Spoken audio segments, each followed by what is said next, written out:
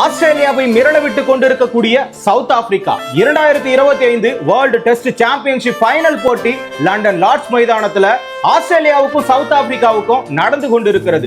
இதுல டாஸை வென்ற பவுமா அவர்கள் வானம் மேகமூட்டத்துடன் இருப்பதால் பால் ஸ்விங் ஆகும் சொல்லிட்டு தன்னுடைய கருத்தை பதிவிட்டாரு. இந்த இடத்துல இந்த பிச்சை பொறுத்த வரைக்கும் பேட்டிங் இருக்கும், பவுலிங் இருக்கும், ஏதுவாக இருக்கும்.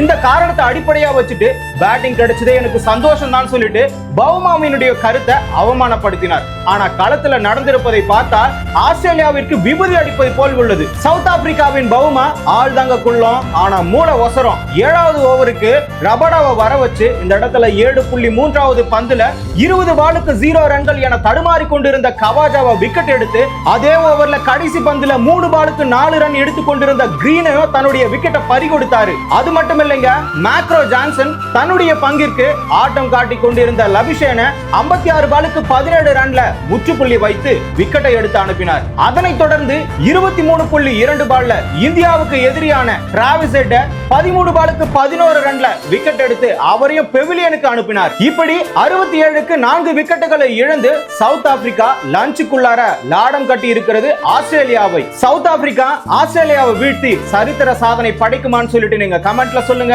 கிரிக்கெட் நிகழ்வுகளை ஒரு நிமிடத்துல தெரிஞ்சுக்கணுமா? ஷார்ட்ஸ் தமிழை ஃபாலோ பண்ணுங்க.